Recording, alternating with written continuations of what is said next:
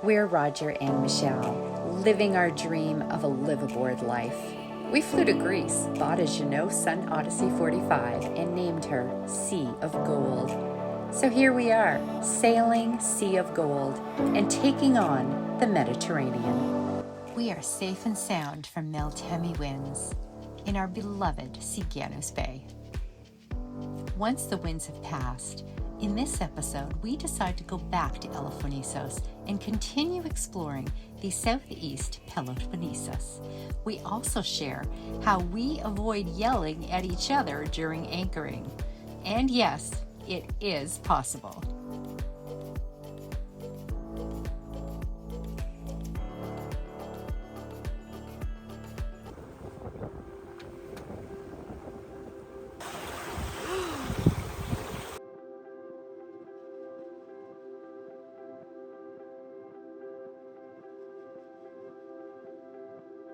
Oh, you're a stinky one.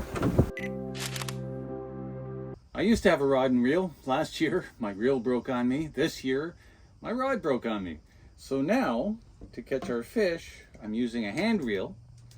And this is my lucky lure.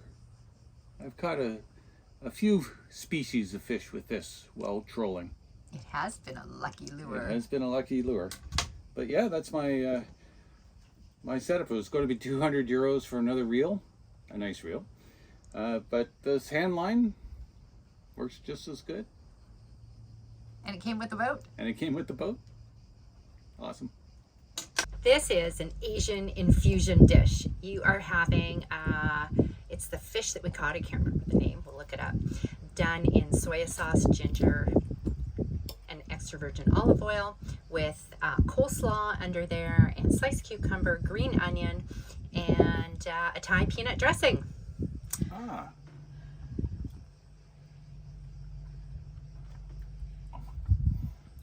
Delish. Is it good? Oh yeah. Monavasia is again the perfect midway stop and a highly recommended one if you haven't yet been, for its old town, easy provisioning of food, fuel, and water, and excellent tavernas.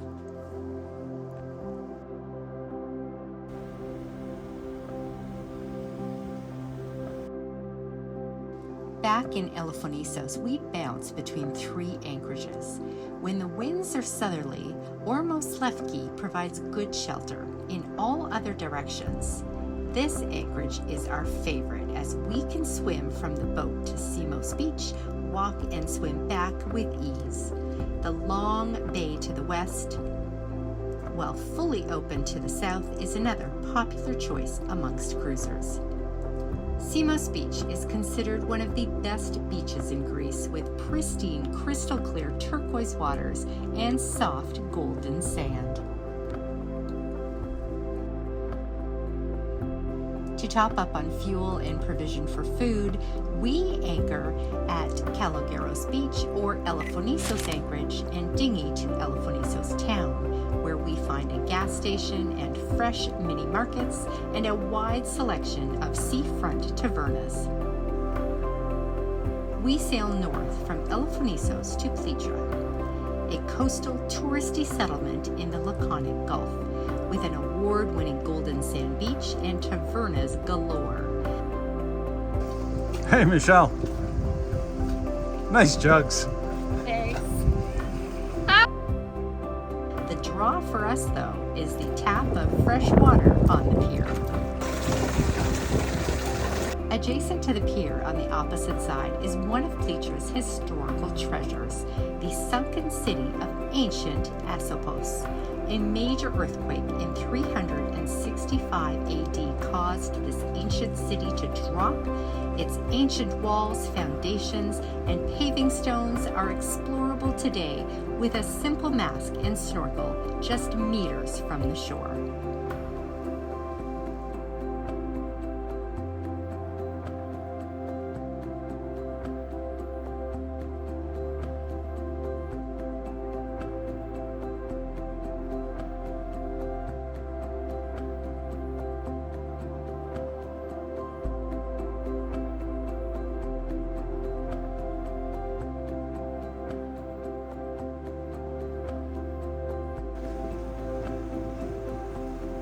A secret sea place of Laconia?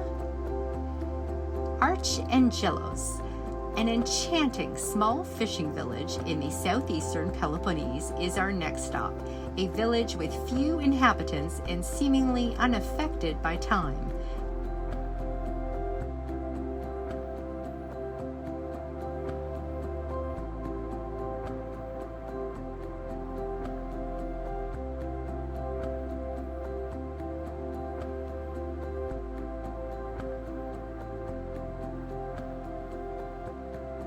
Here, we enjoy its golden sand beach, beachside showers,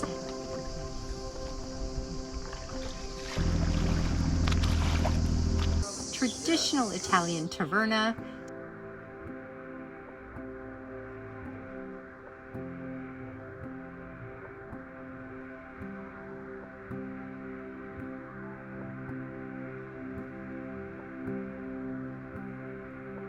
and the unique musical bar run by Dimitri.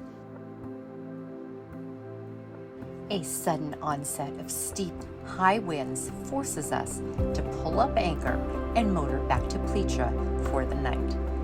Our video of the sea state just doesn't show how awful it was, but we endured the rough, beamy seas and made it back to Pletra just as the sun set and darkness befell us. Thankful we knew the anchorage.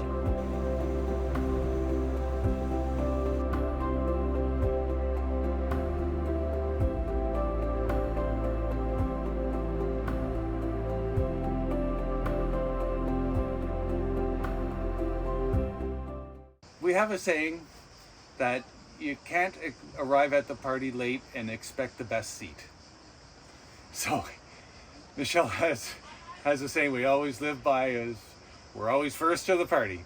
I want to be first to the party. First party. I don't want to be last. Yeah. So when it comes to coming into an anchorage, because it fills up quickly, the anchorages usually, especially where we are in this beautiful area. We start off probably with 2 boats in the morning and we get over a dozen boats by late afternoon. And we're usually the first ones or second ones here. So it's not too hard to pick out a really good spot to anchor. And I go down, I dive the anchor, make sure that we're secure. Well, last time when we came back here, we were late to the party. And there were a lot of boats and the wind was very light from the south, which is unusual for this bay. Usually you get the stronger winds from the northeast. So we came in, we had no idea where all these boats actually drop their anchor.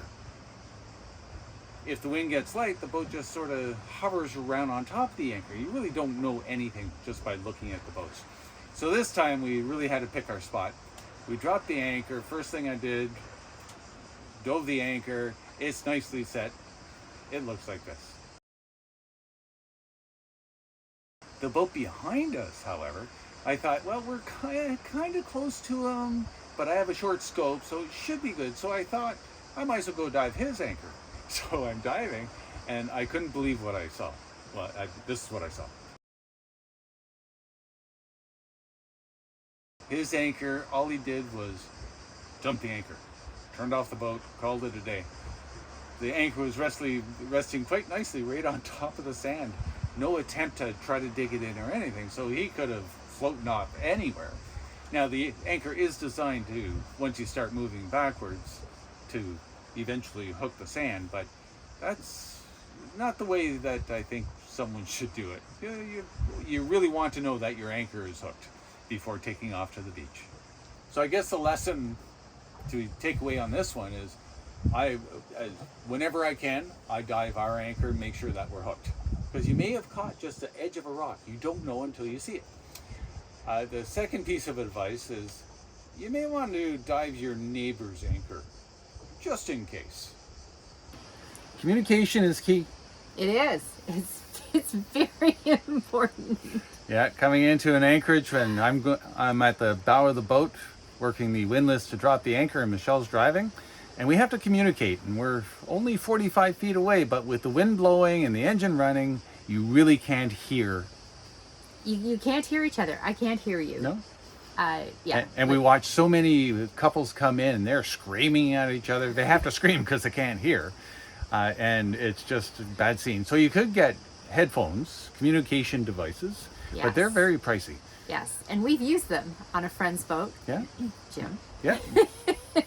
They worked extremely well. They're awesome. They're really awesome. So, but instead of investing in that, we developed some hand signals that work quite well for us. The first one we see is for Michelle to move forward, to shift into forward gear, and just one click. One click forward, and it looks like this. And then to follow where the chain is, where the anchor is, we have to either turn right or left. So turn right, you do this. Turn left, you do that. And then once we get close to the anchor, it's time to shift into neutral. And it looks like this. Now when we're backing down on the anchor, I have to tell her how to reverse. So this is the signal for that. And then sometimes the boat gets going really quick and the chain picks up, and I didn't judge the distance properly. The chain or it's hooked. It is hooked. Or it's hooked. It hooks immediately. Yeah. So we're going back a little too fast, and next thing you know, the chain is ripping out of the windlass, and it's just scary up there. So I have an emergency. Shift into forward and go full throttle. And this is what it really looks like. And picking up, your signal for picking up. Oh, pick you up, yes. And when the anchor is nicely in the cradle and it allows Michelle to carry on with the voyage, it looks like this.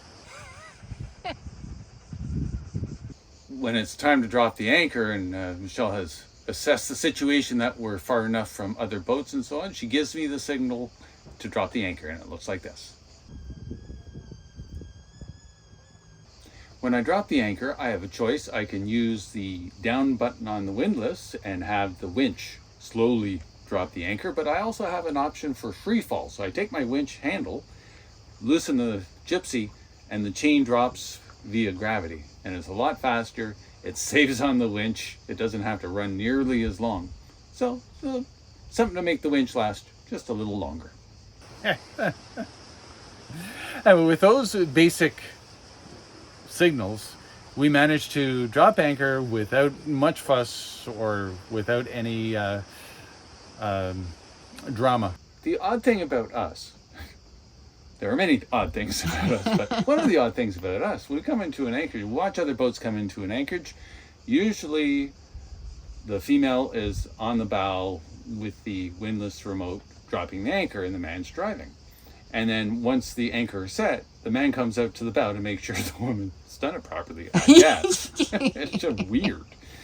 We started off on Romy, our trawler. We didn't have an electric winch, so I always had to drop the anchor because it was really heavy and pull it up. So Michelle always drove, and we kept doing that on this boat. And it just, I don't know, works for us. That's just what we do. Yeah, it's awesome watching finally everybody's looking at us going, oh, there's a woman driving the boat and the man's dropping the anchor, which is weird. I find in North America it's more unusual to see. Oh, definitely. A man doing the anchor. Here in Europe, we have seen. Yes. We have seen a few more women driving and men dropping the anchor. Yeah. The only constant is if the woman dropped the anchor, the man always comes out and looks. It's like, okay, lots of faith in that one. Well, having said that, I do always go with you often on a swim to just double check what you did. Here's a couple of real life scenarios of me pulling up the anchor. Would you know what to do?